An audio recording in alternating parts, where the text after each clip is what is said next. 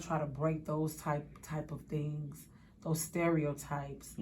And so it's important that people like me stay in our communities and continue to keep pushing to break those stereotypes. And with everything going on right now, it's even more important for me to do that.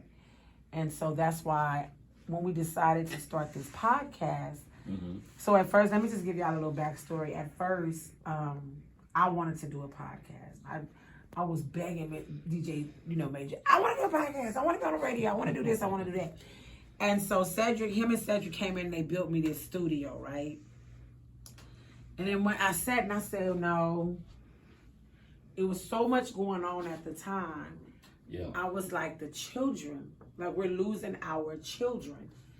And the one thing I realized is that these children never had a voice. And I wanted to create this platform for them to have a voice. So then I wake up, call them early in the morning and wake them up and like, look, let's do a podcast. Let's design a podcast. Let's use a studio for a podcast. Let these children have a voice. And then Cedric and DJ Major decided to build a program. And so we've been working on it ever since. We have had a lot of stumbling blocks. Like 1 year we didn't have that many kids, but what we realized it was okay because the same kids that have come through our program are successful now. Yeah. Almost every child that has come through our program is successful. And so that means a lot to me. So I don't care if I have 5 children, and I don't care if I have 25. Right. I just want to be able to make a difference. So we have to start off small. And that's just what I'm not big on numbers. And I think you know that. I think a lot of times when you're doing community work and you working around grants and things like that, it's really about numbers. And to me, it's not. It's really about touching and helping and making sure that if I save 2 children, then that's a big deal to me because we're losing 20 at a time. True. And so, our podcast is really centered around the youth. We want them to have a voice. And so we try to get the youth that are into like this journalism world, that are into making music, that want to be engineers, want to be producers, because it's so much more than just making music. Like, right. You have to have a team. You have to build a team. And so we want to be able to build this team. I have 2 of the best working with me, and then they bring in a team. And so together, we really, really pull this off. This is our first year that we will be at a school. So the connections that I have made within the community, my voice, I'm going to fight, and I'm constantly going to fight. And one of my biggest fights is for everybody to kind of work together. Like, there's no need to put people in office, right? If they're not going to do what we want them to do. So right. People don't understand that politicians, I don't care what you vote for. When you voting for somebody, that means they work for you. So I don't take no very easily, and I think you know that. I'm going to continue to push.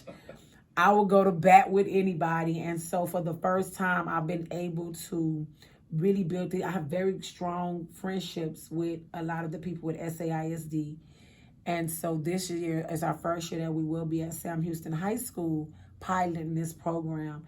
And it's not to knock what they already do with the music department over there.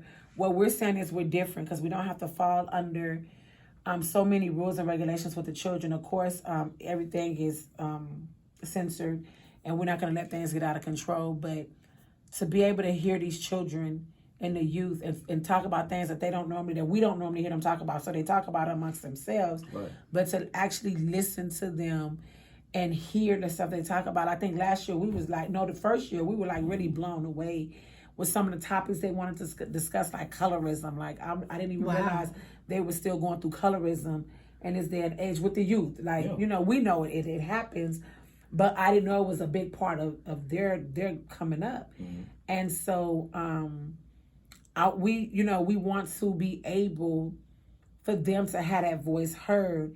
And a little bit about the program, how it works is we pick out somebody to interview. So I reach out to that person, whether it be DJ Major or the mayor, Ron Nirenberg, anybody. So what they have to do is give us a bio. They have to send the children a bio. Nice. And the children have to study it. And so when they come in, they'll know what to ask. And we do send the questions out because we don't want anybody to be caught off guard. Right. That's not what this is about. It's more so for the children to have the experience, for the youth to have the experience. Right, doing it the way the professionals would. Right, exactly. Because our goal is really to be able to help them get scholarships and stuff into music or producing or engineering, whatever it is that they want to do for college, right? Mm-hmm. And so I just feel like it's important that everybody gets involved. I don't care who you are. If you have a story to tell and it's interesting to the youth, we want to put you on. Mm-hmm. And so this is the first year we're going to try to pilot this program at Sam Houston High School and then continue throughout the school year. Right. Yes, indeed. Don't go anywhere, y'all. We got more to speak with Adrianne House. Not go anywhere. Coming up, we have music from Tone Butter and the latest from Killer Mike. Keep it locked. This is the Urban Suite, KSYM, San Antonio College Radio.